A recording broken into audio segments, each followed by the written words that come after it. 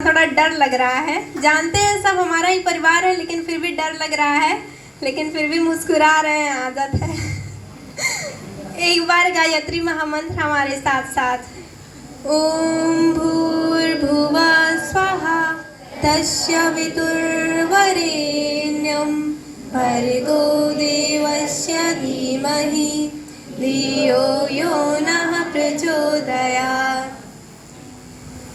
यहाँ चेतना केंद्र पर जैसे ही आते हैं मन में इतने सारे बदलाव आते हैं, किसी से ऊंची आवाज़ में बोल ही नहीं पाते हैं और घर पे तो बोल देते हैं। और इतना काम करने का मन करता है, घर पे तो आलस आता है, मन करता है क्या कर दे। अभी घर पे कोई पानी मांग ले तो थोड़ा गुस्सा लग जाती है, लेकिन यहाँ पे मन करता है सबको पानी पिलाएं, एकदम सेवा का भाव आता है।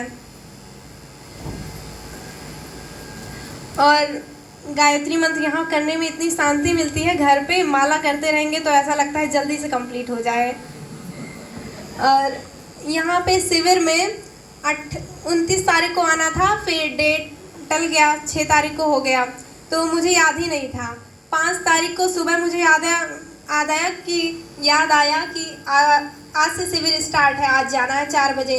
मैं मम्मी से बोली, मम्मी शिविर स्टार्ट है आज, तो मम्मी बोली जाओगी? मैं बोली मेरा पता नहीं क्यों, मतलब मन नहीं, ऐसा है कि अगर जाने को मिलेगा चली जाऊंगी, अगर नहीं जाने को मिलेगा तो कोई बात नहीं। तो मम्मी बोली ठीक है पापा से पूछते। तो पापा से पूछे, पापा 2-3 बार कहे का हो जाई है। फिर बोले कि जस मन कहा है। तो पापा चले गए, तो मम्मी बोली जाओगी, मन है? तो मैं बोली कि ऐसे बोल रहे हैं जाने का, ये और नहीं मन कर रहा है। तो मेरी मम्मी बोली अच्छा कार्य है, उसके लिए कोई रोके टोके तो भी जाओ। और फिर तो मम्मी से मोटिवेशन मिला। फिर पापा से एक बार और पूछे अच्छे से, तो पापा बोले ठीक है चली जाए। मैं बोली रुकूंगी, कोई कहे रुक जाना।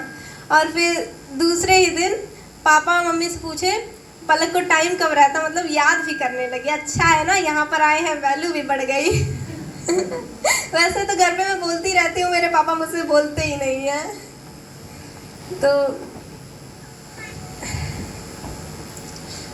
तो मतलब लग नहीं रहा था कि मेरे पापा इतना, मेरी मम्मी आ गई। लग नहीं रहा था मेरे पापा मतलब इतना आराम से मान जाएंगे। गुरुदेव जी सच में बुलाए, कोई अपनी मर्जी से आ नहीं सकता है। और यहाँ पे जितने भी लोग हैं, एक दूसरे को लगता है कि इनका व्यक्तित्व तो बहुत अच्छा है, मैं तो इनसे बहुत नीचे हूँ, ऐसा सबको लगता है, सब एक दूसरे को। और ऐसा लगना भी चाहिए, अहंकार नहीं आना चाहिए कि हमको बहुत कुछ आता है। यहाँ पे प्रत्येक व्यक्ति को सब कुछ आता है, भले उन्हें खुद का वो ना पता हो।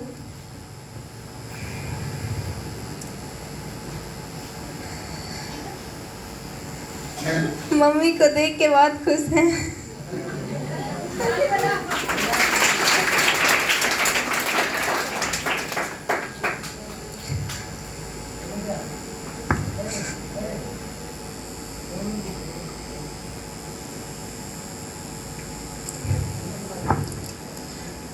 और अच्छा कार्य करना चाहते हैं, लेकिन हो कैसे, हम तो घर में ही रहते हैं। तो ये किसी पे कुछ पंक्तियां हैं। यदि आपके चंद मीठे बोल से किसी का रक्त बढ़ता है तो ये भी रक्तदान है। यदि आपके द्वारा किसी की पीठ थपथपाने से उसकी थकावट दूर होती है तो ये भी श्रमदान है। और यदि आप उतना ही ले थाली में जितना कि व्यर्थ न जाए, ये भी अन्नदान है। और यदि आपके द्वारा यदि कोई रोता हुआ व्यक्ति को आप हंसा दें और वो अपने आंसू पोंछ ले, ये भी स्वच्छ भारत अभियान का एक हिस्सा है। तो मैं वैसे बोलती तो नहीं हूँ, जिसको नहीं जानती, लेकिन मैं बोलती सिर्फ इसलिए हूँ कि मैं बोलूँ तो जो बैठा रहे वो हंसे, बस मैं हंसाने के लिए, क्योंकि कोई हंसता है मेरी वजह से मुझे बहुत खुशी मिलती है। तो मैं सिर्फ हंसाने के लिए बोलती हूँ। और मैं कहीं भी जाती हूँ तो जैसे ये हैबिट है बोलने की, तो बोलते हैं अच्छे के लिए ही, लेकिन फिर भी कहीं कहीं ओवर निकल जाता है, मजाक मजाक में, मतलब किसी को कोई बात बुरी लग जाती है और मैं जान नहीं पाती। तो मैं कहीं भी जाती हूँ तो इतना गुरुदेव जी से मनाती रहती हूँ मैं ज़्यादा ना बोलूँ, मुझसे ओवर ना निकले, किसी को कष्ट ना पहुँचे। सबसे बड़ा पाप क्या है, जब हमारे द्वारा किसी को कष्ट पहुँचता है। और सबसे बड़ा पुण्य अगर हम किसी को हंसा दें तो।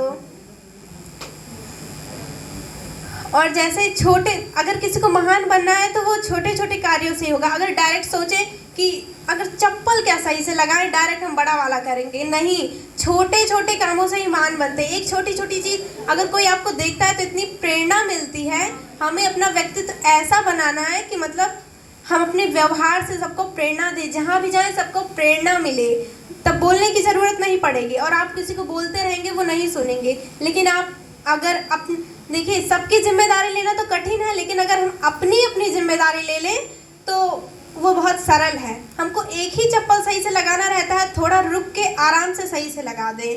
और फिर जहाँ भी जाएं ये सोचें कि अगर हमारा घर होता तो हम ऐसे करते, जो चीज़ जहाँ से उठाएं वहीं पर रख दें। कभी कभी होता है जब घर में सफाई करते हैं तो जैसे सफाई करते हैं कोई आता है तो जैसे उठाएंगे इधर उधर रख देंगे, तो बहुत कष्ट होता है कि मतलब इतना मेहनत से करो। अगर सभी लोग एक एक चीज़ उठा के उसी स्थान पर रख दें तो हमें सफाई करने में भी उतनी मेहनत ना लगे, कष्ट ना पड़े।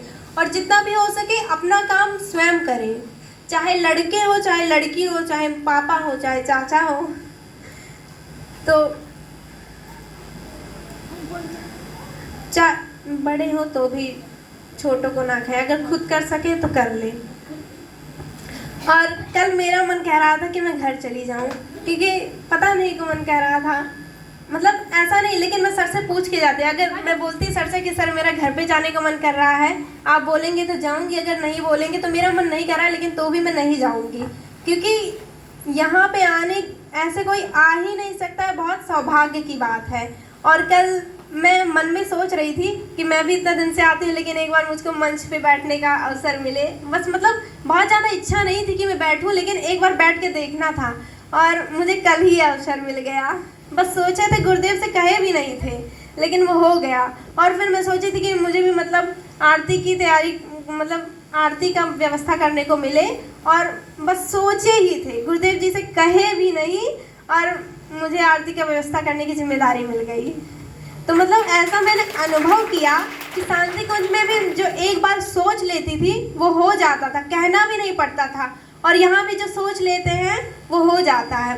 और यहाँ मंच पर बैठने में एक चीज़ अनुभव की कि वहाँ पे बैठे रहते हैं, देखिए जिसको जिस हिसाब से ऊर्जा चाहिए होता उस हिसाब से देते हैं गुरुदेव। वहाँ बैठे रहते हैं तो थोड़ा डिसिप्लिन भी कम रहता है, 24 बार गायत्री मंत्र करेंगे, पता नहीं कितना एंगल चेंज करेंगे, लेकिन यहाँ पे इतने ज़्यादा अच्छे से मन लगता है और इतना डिसिप्लिन रहता है, क्योंकि यहाँ पे ज़्यादा आवश्यकता है। यहाँ पे जो लोग बैठे रहेंगे उन्हीं को देख के आप लोग सीखेंगे। और बहुत अच्छा लगा।